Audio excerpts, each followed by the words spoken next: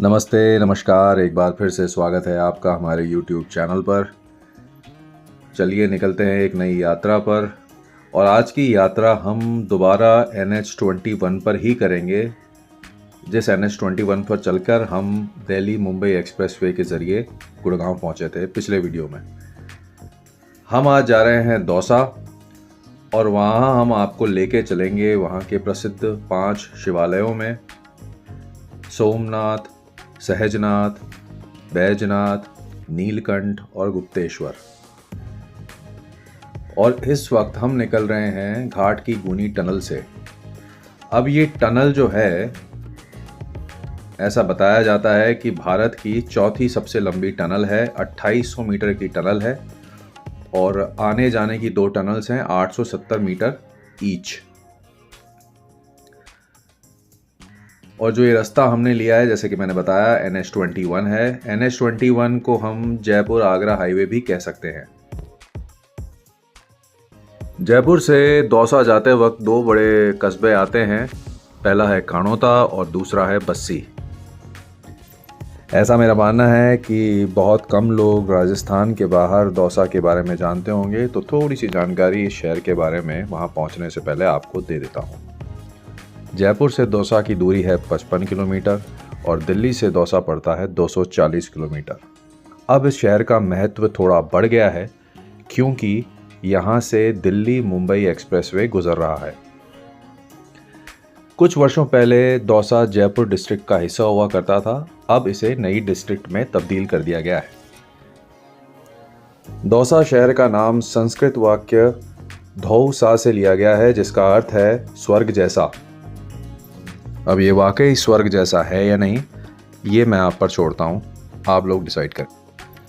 दौसा 44 वर्ग square kilometre में फैला हुआ एक छोटा डिस्ट्रिक्ट है। इसे देवनगरी कहा जाता है। देवनगरी इसलिए कहा जाता है कि मैंने आपको पहले बताया कि यहाँ पे 5 शिवालय हैं, उसी के कारण इस शहर को देवनगरी दौसा भी बुलाते हैं।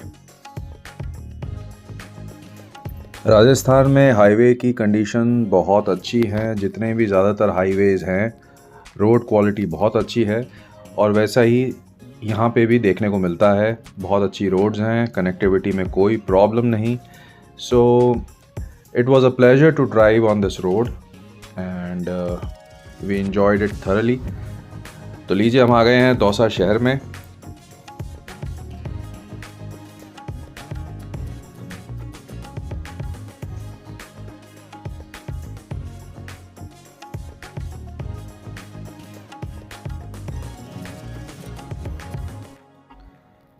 हमारी पहली डेस्टिनेशन है श्री सोमनाथ मंदिर, पर क्योंकि गूगल ने हमें थोड़ा कंफ्यूज किया तो उस वजह से हमें वहाँ तक पहुँचने में थोड़ी परेशानी हुई, पर अंततोगत्वा हम अपने डेस्टिनेशन पर पहुँच ही गए।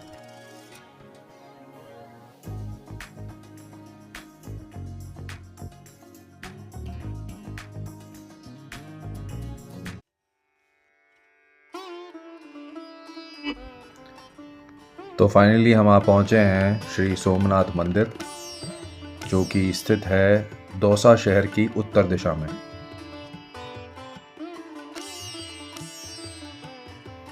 जब हम वहाँ पहुँचे तो वहाँ पे थोड़ा काम चल रहा था और वैसे भी कई पुराने मंदिर हैं जिनका जीर्णोद्धार किया जा रहा है, रिकंस्ट्रक्ट किया जा रहा है और माहौल बहुत ही शांत है। पीछे आप पहाड़ देख सकते हैं और दौसा में कई ऐसे शिवालय हैं जिनके पास एक तालाब हुआ करता है या था। वैसा ही एक तालाब इस मंदिर के पीछे भी है, वहाँ पे भी हम आपको थोड़ी देर में लेके चलेंगे। अब ऐसा बताया जाता है इस मंदिर के बारे में कि इसकी स्थापना ऋषि मुनियों ने 10वीं शताब्दी में यहाँ की थी और उस समय यहाँ पे बड़ा घना जंगल हुआ करता था।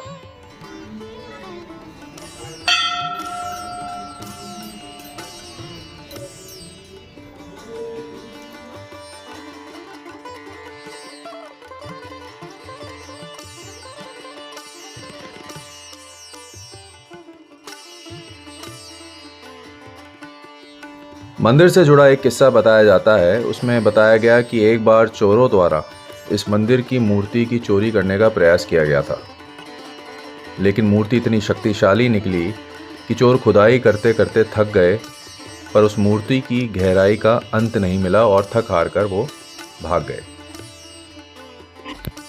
आइए अब आपको दिखाते हैं मंदिर के पीछे स्थित तालाब। अब वो वहाँ पे उसकी क्या स्थिति है देख के ही पता चलेगा।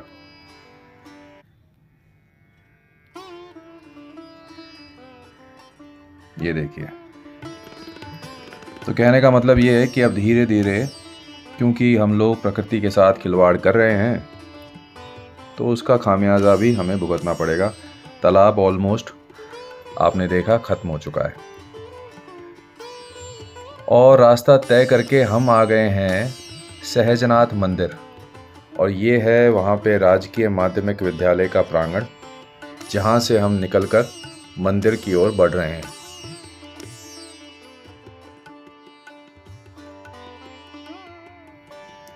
जब आप इस मंदिर में प्रवेश करेंगे तो आपको एक सुखद आनंद की प्राप्ति होगी, क्योंकि यहाँ पे जो बड़े बड़े वृक्ष हैं उन्हें देखकर जो आँखों को सुकून मिलता है, उसके बारे में आप लोगों को वीडियो के ज़रिए समझाना बड़ा मुश्किल है। ऐसा बताया जाता है कि मंदिर का डिज़ाइन अर्जुन के रथ के समान है और देखने में तो ऐसा ही प्रतीत होता है। मंदिर प्रांगण में एक बरगद का पेड़ है, जिसके बारे में कहा गया है कि मंदिर बनने के कुछ वर्षों बाद से ही वो यहाँ स्थित है। ये भी बताया गया है कि मंदिर को 1000 वर्ष पहले स्थापित किया गया और राम कृपादास जी महाराज ने इस मंदिर की स्थापना की। सहजनाथ मंदिर में हर वर्ष अन्नकूट प्रसादी का वितरण किया जाता है और सर्दियों में यहाँ पे पोष बड़े का कार्यक्रम भी आयोजित होता है।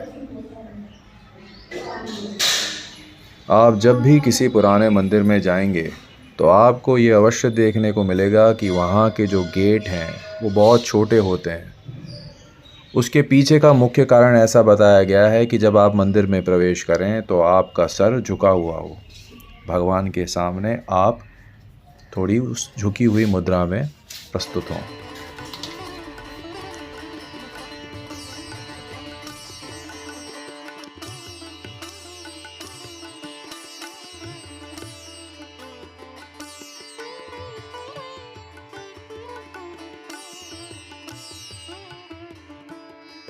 ये है हनुमान जी का मंदिर, जो कि मंदिर परिसर में ही स्थित है।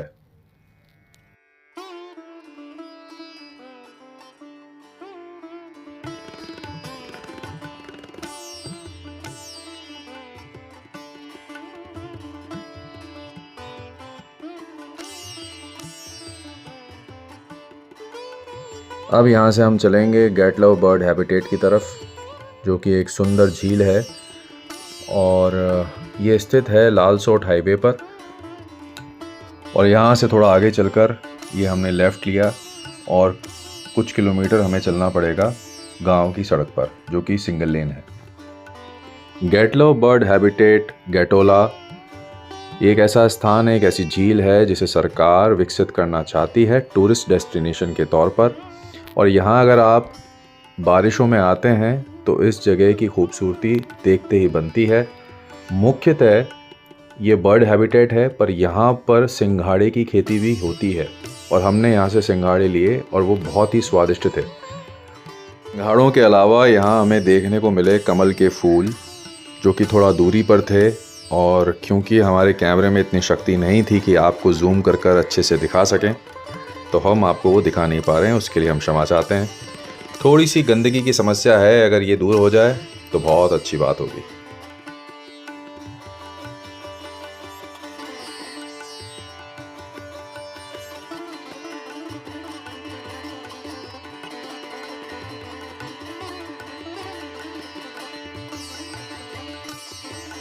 अब हम आप पहुँचे हैं श्री गुप्तेश्वर महादेव मंदिर परिसर में। अब इस मंदिर के बारे में जो पहली चीज़ आपको बताएं वो ये है कि इस मंदिर की स्थापना 1900 साल पहले की गई। अब ये तो देखते ही बनता है कि मंदिर का पुनर्निर्माण हुआ है, बहुत बड़े स्तर पर मंदिर परिसर को बनाया गया है और काफ़ी सुंदर भी है और स्वच्छ भी है। और अब हम वहाँ पहुँचे हैं श्री गुप्तेश्वर महादेव मंदिर के पीछे स्थित तालाब पर। आप देख सकते हैं बड़े बड़े बरगद के पेड़, जो ऐसा मालूम पड़ता है कि 1000 वर्ष से कम के तो नहीं है। और तालाब की स्थिति अगर सच कहूँ तो दयनीय है, गंदगी बहुत ज़्यादा है। आशा करते हैं कि भविष्य में इस जगह की देखरेख की जाएगी ताकि ये तालाब जीवित रहे।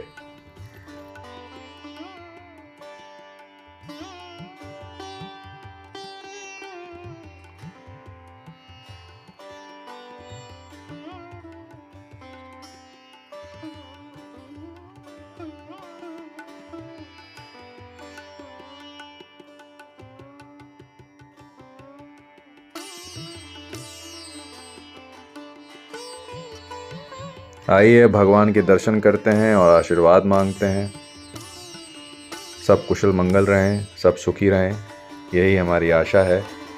इसी के साथ हम अपने वीडियो को यहीं विराम देते हैं और इस सीरीज़ के अगले एपिसोड में आपसे शीघ्र मुलाकात होगी। तब तक अपना ध्यान रखें, स्वस्थ रहें। धन्यवाद।